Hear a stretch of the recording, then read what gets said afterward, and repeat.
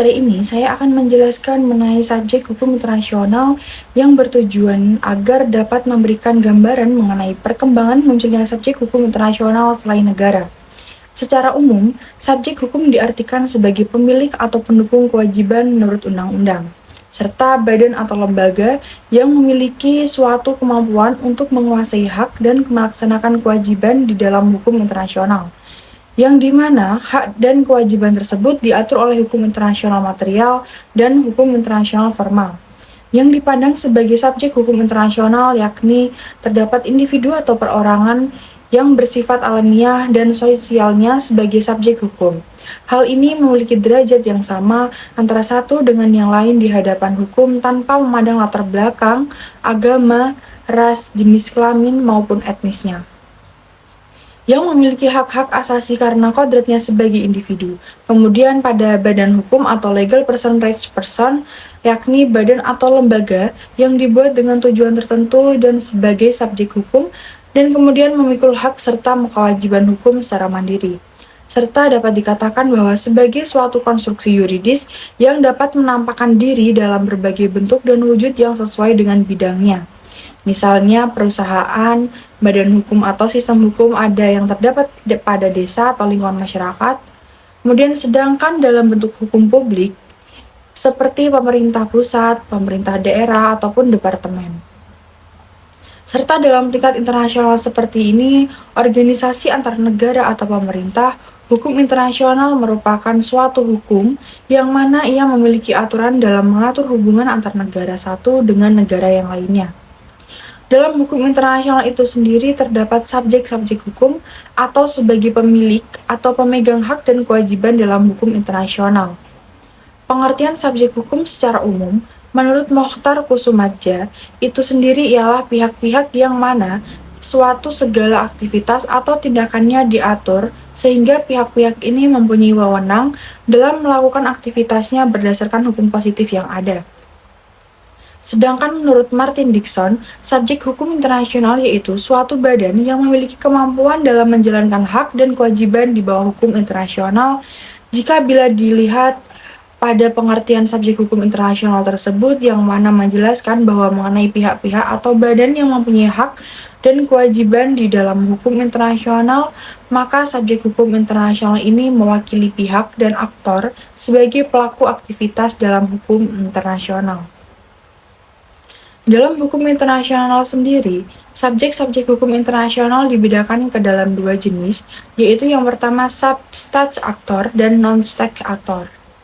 Dari dua jenis subjek hukum ini juga memiliki perbedaan dari segi kemampuan hukumnya, yang dimana adanya yang memiliki kemampuan hukum penuh atau full legal capacity dan kemampuan hukum terbatas yaitu limited legal capacity. Adapun subjek-subjek hukum yang internasional itu terbagi menjadi 8 subjek hukum internasional, yaitu yang pertama terdapat negara atau states, yang dimana negara ini mempunyai pengertian bahwa negara merupakan salah satu subjek hukum internasional yang mana memiliki kemampuan hukum yang penuh. Jadi negara menjadi subjek hukum internasional dapat dilihat pada zaman India kuno, yang mana pada zaman India kuno ini telah mengenal hukum yang mengatur bangsa-bangsa. Pada zaman India kuno ini telah melakukan utusan raja dan telah mengatur mengenai cara perang dan mengenai penduduk sipil.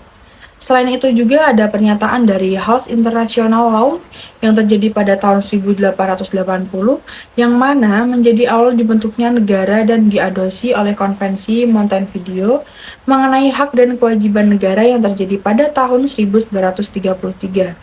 Yang isinya yaitu hukum internasional mengatur mengenai hubungan atau relasi antar negara yang mana secara sukarela menjadi subjek dalam hubungan tersebut. Ciri dari negara-negara tersebut yaitu memiliki kumpulan yang tetap untuk kepentingan politik, mempunyai wilayah, serta terbebasnya dari aturan negara lain atau pihak luar. Kemudian yang kedua ada tahta suci atau Vatikan atau The Holy Emperor, yang dimana tahta suci ini dapat menjadi subjek hukum internasional yang diawali pada zaman Romawi, yang mana pada masa itu mempunyai perbedaan pimpinan kerajaan serta perbedaan kehidupan di gereja. Pada awal memasuki tahun 1870, tahta suci ini diambil secara paksa oleh Italia sehingga terus mengalami suatu konflik yang terjadi pada saat itu. Namun konflik tersebut berakhir di tanggal 11 Februari tahun 1929, kemudian terjadinya atau dibuatnya perjanjian Lateran atau Lateran Treaty yang mana mengembalikan tanah di Roma kepada tahta suci yang mana memungkinkan berdirinya negara Vatikan. Dari perjanjian ini membuat Vatikan diakui.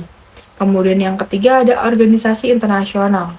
Subjek hukum yang ketiga yaitu organisasi internasional atau international organization, yaitu organisasi internasional ini menjadi subjek hukum internasional yang berawal dari terbunuhnya Pangeran Bernadotte yang berasal dari Swedia di Israel, yang mana terbunuh waktu menjalankan tugasnya pada tahun 1958 sebagai anggota Komisi Perserikatan Bangsa-Bangsa atau biasa disebut dengan PBB.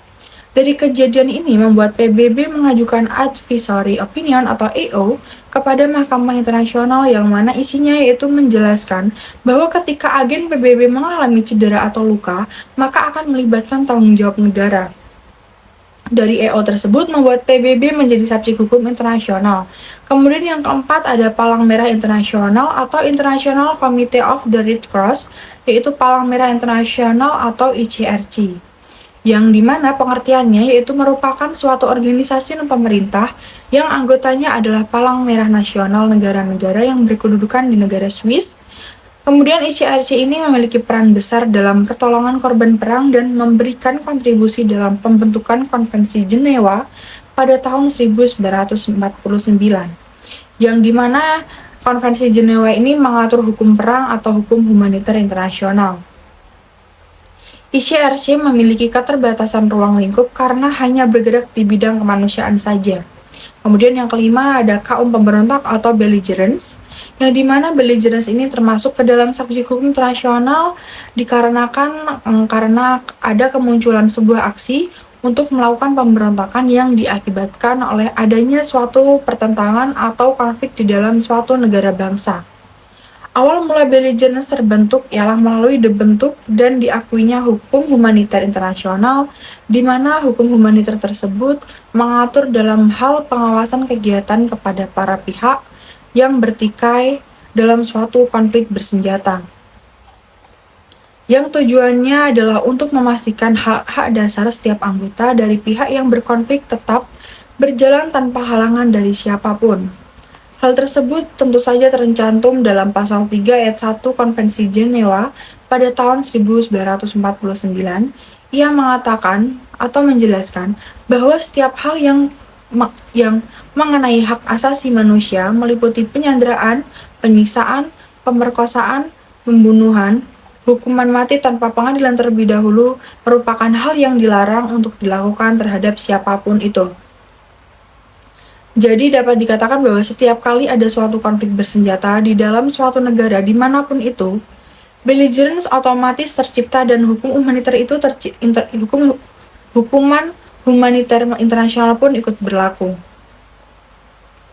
Hukum humaniter internasional sering juga disebut dengan hukum perang atau hukum Sangsekerta bersenjata, dan ia memiliki sejarah yang sama dengan peradaban manusia, yaitu pada masanya dan juga sama dengan perang itu sendiri. Yang keenam terdapat individu, yang dimana individu ini merupakan lanjutan dari subjek negara sebagai hukum internasional. Jadi awal mula terbentuknya individu ini dimulai pada saat Perang Dunia yang Pertama melalui Perjanjian Versailles yang terjadi pada tahun 1919. Di samping itu, individu mempunyai hak minoritas mampu mengajukan masalah negaranya sendiri ke Mahkamah Internasional yang dilakukan oleh sekelompok penjahat pada Perang Dunia Kedua yang kemudian diadili di Peradilan Tokyo, Tribunal, dan Nuremberg. Melalui kedua peradilan tersebut, setelah Perang Dunia antara Jerman dan negara Jepang, kedua negara tersebut diminta pertanggungjawaban sebagai individu atau kejahatan yang dilakukan oleh kedua negara tersebut, yang diantaranya yaitu kejahatan terhadap perdamaian, kejahatan terhadap hukum perang, kejahatan terhadap peri kemanusiaan. Di sini perjanjian Versailles. Pengakuan individu dalam subjek hukum internasional juga terdapat dalam keputusan Mahkamah Internasional Permanen yang menjelaskan bahwa pegawai kerja API dan ZIT dan keputusan organisasi regional dan internasional, yaitu contohnya PBB, ILO, dan masyarakat Eropa. Dalam perkara tersebut, individu mempunyai hak untuk diakui secara signifikan dalam hukum internasional maupun peradilan internasional. Jadi, subjek hukum internasional ini dapat diartikan sebagai negara atau intensitas non-negara yang dalam keadaan tertentu memiliki kemampuan untuk menjadi pendukung hak dan kewajiban dalam hukum internasional. Munculnya organisasi-organisasi internasional, baik yang bersifat bilateral, regional, maupun multilateral, dengan berbagai kepentingan dan latar belakang yang mendasarinya, pada akhirnya dapat dikatakan sebagai subjek hukum internasional. Menurut Aiwayan Partiana, subjek hukum secara umum diartikan sebagai pemegang hak dan kewajiban menurut hukum. Sedangkan menurut Mokhtar Kusumadja, pengertian subjek hukum internasional adalah 1. Pemegang semua hak dan kewajiban di bawah hukum internasional. Subjek hukum semacam ini disebut subjek hukum internasional penuh, misalnya negara. Yang kedua, hal ini juga mencakup situasi di mana ia hanya memiliki hak dan kewajiban yang terbatas, misalnya kewenangan untuk menuntut hak-hak yang diberikan oleh hukum internasional di hadapan pengadilan berdasarkan konvensi seperti individu. Yang ketiga, subjek hukum internasional memiliki posisi di bawah hukum internasional yang lazim karena perkembangan sejarah. Dengan adanya kemampuan sebagai pemegang hak dan kewajiban tersebut, berarti ada kemampuan untuk melakukan hubungan hukum yang melahirkan hak dan kewajiban. Secara umum, yang dipandang sebagai subjek hukum adalah satu individu atau perseorangan, atau disebut orang perseorangan dan badan atau lembaga yang sengaja didirikan dengan maksud dan tujuan tertentu yang karena sifat, ciri, dan coraknya dianggap dapat berkedudukan sebagai subjek hukum. Jadi dapat disimpulkan bahwa subjek hukum menurut hukum internasional adalah pemegang atau pendukung hak dan kewajiban di bawah hukum internasional. Ada beberapa subjek hukum internasional, yaitu diantaranya 1. Negara. Negara sebagai subjek utama hukum internasional terbentuk dari elemen-elemen konstitutif, populasi permanen, wilayah tertentu, pemerintahan, dan kedaulatan. Yang kedua, Tahta Suci atau Vatikan. Yang ketiga, Palang Merah Indonesia. Yang keempat, organisasi internasional atau Palang Merah Internasional, yaitu sebagai subjek hukum merupakan organisasi dalam lingkup nasional, yaitu Swiss, yang didirikan oleh 5 orang warga negara Swiss yang dipimpin oleh Henry Dunant dan bergerak dalam bidang kemanusiaan. Kegiatan kemanusiaan yang dilakukan Palang Merah Internasional mendapat simpati dan meluas di banyak negara, yang kemudian membentuk Palang Merah Nasional di wilayahnya. Masing-masing Palang Merah Nasional dari negara-negara tersebut kemudian dihimpun menjadi Komite Palang Merah Internasional atau biasa disebut dengan ICRC. Palang Merah Internasional yang berkedudukan di Jenewa mempunyai tempat khusus dalam sejarah hukum internasional. Organisasi ini sebagai subjek hukum lahir karena sejarah, meskipun kemudian posisinya diperkuat dalam perjanjian-perjanjian dan kemudian konvensi-konvensi Palang Merah. Sekarang Konvensi Jenewa pada tahun 1949 tentang perlindungan korban perang. Palang Merah Internasional secara umum dikenal sebagai organisasi internasional yang mempunyai kedudukan sebagai subjek hukum internasional. Walaupun dengan ruang lingkup yang sangat terbatas, kedudukannya sebagai subjek hukum internasional walaupun dengan ruang lingkup tersebut, sementara itu Bowen sepertinya menolak anggapan bahwa ICRC adalah organisasi internasional. Hal ini terlihat dari pendapatnya yang menggolongkan bahwa ICRC sebagai Private International Union, sedangkan yang dianggap sebagai awal berkembangnya organisasi internasional menurutnya adalah Public International Union. Sepanjang sebagian besar sejarahnya, Komite Palang Merah Internasional atau ICRC secara khusus menahan diri untuk tidak menerapkan Undang-Undang Hak Asasi Manusia Internasional karena alasannya yaitu politisasi yang diusulkan oleh undang-undang tersebut. Namun, perubahan karakter konflik bersenjata dan situasi kekerasan lainnya yang dimana ICRC pada saat ini beroperasi telah mendorong ICRC untuk menetapkan kerangka kerja yang membatasi penggunaan hak asasi manusia yang dipilih dan dapat diterapkan, dengan tujuan untuk memperkuat perlindungan dan bantuan yang diberikan.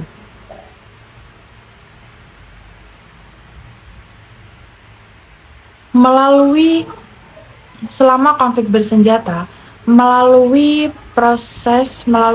prisma hukum humanitar internasional serta persyaratan untuk berdoa sesuai dengan doktrin ICRC yang relevan.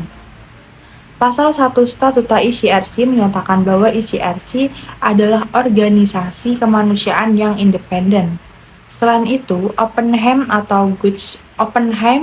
good speech, dan umumnya pendapat para sarjana lain yang secara tegas menyatakan bahwa keanggotaan organisasi internasional adalah negara. Tentu saja akan menolak untuk mengklarifikasikan ICRC sebagai terdiri dari individu-individu, meskipun harus diakui bahwa ICRC paling banyak memenuhi kebutuhan kriteria sebagai organisasi internasional, misalnya, yang pertama, memiliki organisasi tetap untuk menjalankan fungsinya, berupa organ khusus yang akan menjalankan fungsi ICRC sebagaimana dimaksud dalam Statuta ICRC, Statuta Gerakan, dan Konvensi Jenewa. Yang kedua, memiliki instrumen dasar berupa Statuta ICRC yang disahkan pada tanggal 21 Juni 1973, yang meliputi struktur organisasi ICRC yang terdapat pada pasal 8-10, yaitu cara kerjanya berupa Rules of Procedure yang terdapat pada pasal 13. Baik bagi ICRC sendiri maupun dalam kapasitasnya sebagai bagian dari Gerakan Palang Merah dan Bulan Sabit Merah Internasional. Yang ketiga, memiliki lembaga konsultatif berupa Konferensi Internasional Palang Merah yang diselenggarakan setiap 4 tahun sekali. Pada konferensi ini, dihasilkan berbagai resolusi yang akan menjadi pedoman kerja bagi seluruh elemen gerakan. Konferensi ini dihadiri oleh ICRC, Federasi, Perhimpunan Nasional, serta negara-negara penandatangan Konvensi Jenewa. Selain itu, terdapat juga Dewan Delegasi yang terdiri dari perwakilan ICRC. Federasi dan Perhimpunan Nasional yang bertemu setiap 2 tahun sekali untuk memberikan pendapat mengenai kebijakan dan isu-isu umum bagi seluruh elemen gerakan. Yang keempat, memiliki sekretariat tetap yang berkedudukan di Jenewa yang melaksanakan fungsi administrasi, penelitian dan informasi secara berkesinambungan. Palang Merah Internasional pada dasarnya juga mempunyai ruang lingkup atau ruang lingkup dalam menjalankan kegiatannya. Ruang lingkup tersebut terangkum dalam prinsip-prinsip dasar Palang Merah. Prinsip-prinsip dasar Palang Merah dikenal dengan 7 prinsip Palang Merah yang disahkan di Wina atau Austria. Pada konferensi internasional ini, Perhimpunan Palang Merah dan Bulan Sabit Merah yang ke-20 tahun 1965 terdiri dari yang pertama, kemanusiaan. Bahwa Gerakan Palang Merah dan Bulan Sabit Merah didirikan atas dasar keinginan untuk memberikan bantuan tanpa bantuan diskriminasi terhadap korban dalam pertempuran, untuk berusaha mencegah dan mengatasi penderitaan sesama umat manusia. Yang kedua, pentingnya bahwa gerakan ini tidak membeda-bedakan bangsa, suku, agama, dan politik, serta tujuannya semata-mata untuk mengurangi penderitaan manusia sesuai kebutuhannya dan mengutamakan yang paling parah. Yang ketiga, netralitas. Netralitas bahwa gerakan ini tidak boleh memihak atau melibatkan diri dalam konflik politik, agama, etnis, atau ideologi agar selalu mendapat kepercayaan semua pihak. Yang keempat, kemerdekaan. Bahwa gerakan ini bersifat independen, tugasnya membantu pemerintah di bidang kemanusiaan, harus mematuhi peraturan negara dan harus menjaga otonomi negara agar dapat bertindak sesuai dengan prinsip palang merah. Yang kelima, pelayanan sukarela. Gerakan ini memberikan bantuan secara sukarela, bukan mencari keuntungan. Yang keenam, persatuan. Gerakan ini di negara yang hanya terdapat 1 bulan sabit merah atau masyarakat bulan sabit merah yang terbuka untuk semua orang dan melaksanakan tugas kemanusiaan di seluruh wilayah. Yang ketujuh, universalitas. Bahwa gerakan ini bersifat universal. Mengapa demikian? Karena setiap perkumpulan mempunyai hak dan tanggung jawab yang sama dalam membantu sesama. Kemudian negara sebagai subjek hukum internasional. Unsur konstitutif negara yang terdapat pada pasal 1 Konvensi Montevideo yang terjadi pada tahun 1933, yang pertama penduduk yang tetap, yang kedua wilayah tertentu, yang ketiga pemerintah, dan yang keempat kedaulatan. Berbagai macam bentuk negara, yaitu yang pertama ada negara kesatuan, yang dimana negara ini terdiri dari banyak daerah atau provinsi yang menyerahkan urusan luar negeri sepenuhnya kepada pemerintahan pusat. Contohnya yaitu negara Indonesia dan negara Perancis. Kemudian yang kedua ada negara federal, yaitu yang dimana pengertiannya negara federal adalah gabungan sejumlah negara bagian yang diatur oleh suatu undang-undang dasar yang membagi wewenang antara pemerintah federal dan negara bagiannya. Negara bagian ini memiliki undang-undang dan pemerintahan sendiri, contohnya USA, Meksiko, dan Australia. Yang ketiga ada gabungan negara-negara merdeka. Ini memiliki 2 bentuk, yaitu unireal dan unipersonal. Yang dimana unireal ini penggabungan 2 negara atau lebih melalui suatu perjanjian internasional dan berada di bawah kepala negara yang sama dan melakukan kegiatan internasional sebagai satu kesatuan. Yang menjadi subjek hukum internasional adalah uni itu sendiri. Contoh Austria-Hongaria yang bubar pada tahun 1918. Unipersonal adalah 2 negara atau lebih yang sama-sama berdaulat.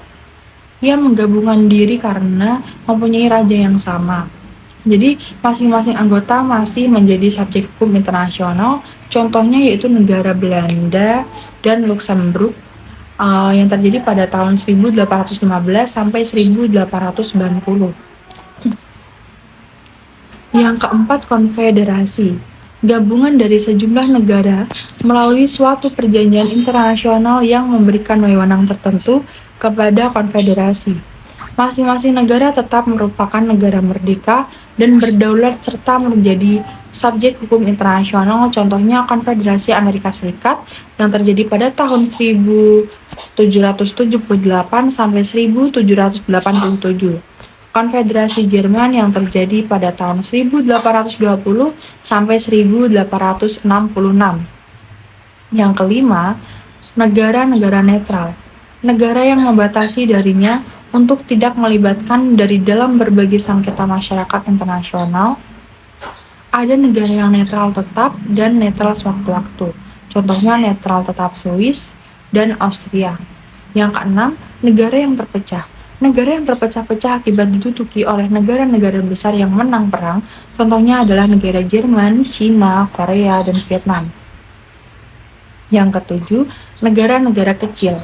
Negara yang memiliki penduduk sangat sedikit dengan wilayah yang sangat kecil, contohnya adalah negara Monaco yang terdiri dari 33.000, Republik San Marino yang terdiri dari 61 km per 26.000 dan Tuvalu 26 km per 10.000. Yang terakhir adalah protektorat, yang dimana pengertiannya yaitu merupakan bentuk kolonisasi antara negara pelindung dengan negara yang dilindunginya.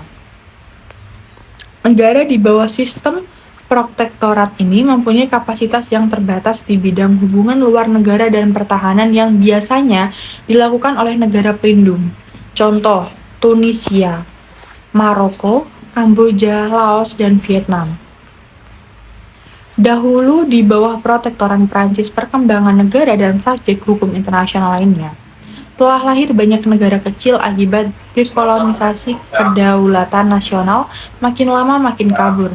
Terdapat jurang pemisah antara negara maju dan negara berkembang, berpengaruh terhadap perkembangan hukum internasional, yaitu yang pertama, hukum internasional akan sulit untuk tetap atau menjadi universal karena kurangnya kepentingan bersama negara-negara dan sulitnya dicapai kompromi.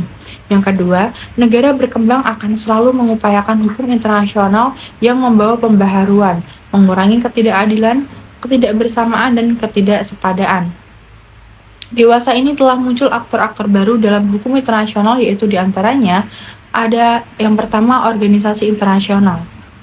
Ada beberapa faktor yang mendorong pesatnya perkembangan organisasi internasional ini, yaitu yang pertama, adanya kesadaran bahwa kerjasama merupakan hal yang mutlak untuk menghindarkan bencana perang. Yang kedua, kemajuan komunikasi dan transportasi. Yang ketiga, memfokuskan pada masalah-masalah humaniter seperti kemiskinan, kelaparan, kebodohan, dan sebagainya. Yang kedua, organisasi non-pemerintah atau NGO. Jadi, sasaran utama NGO ini adalah mencoba untuk melunakkan, mempengaruhi, atau merubah kebijakan subjek-subjek hukum internasional melalui suatu kegiatan yang jangkauannya dapat meluas ke berbagai negara. Contohnya ICRC, Amnesty International, Greenpeace, dan lain-lain. Kemudian yang ketiga ada perusahaan multinasional atau TNC. TNC atau MNC perlu mendapat perhatian khusus dalam hukum internasional karena melakukan kegiatan-kegiatannya di wilayah banyak negara. Meskipun di bawah kantor pusat di suatu negara, contohnya yaitu General Motors, Ford, Exxon, IBM, Toyota, dan Siemens. Kemudian yang keempat ada individu. Menurut Gorgias, secara masyarakat internasional akhirnya adalah masyarakat individu yang diatur secara langsung oleh hukum internasional. Baik, saya kira cukup mengenai penjelasan mengenai subjek hukum internasional.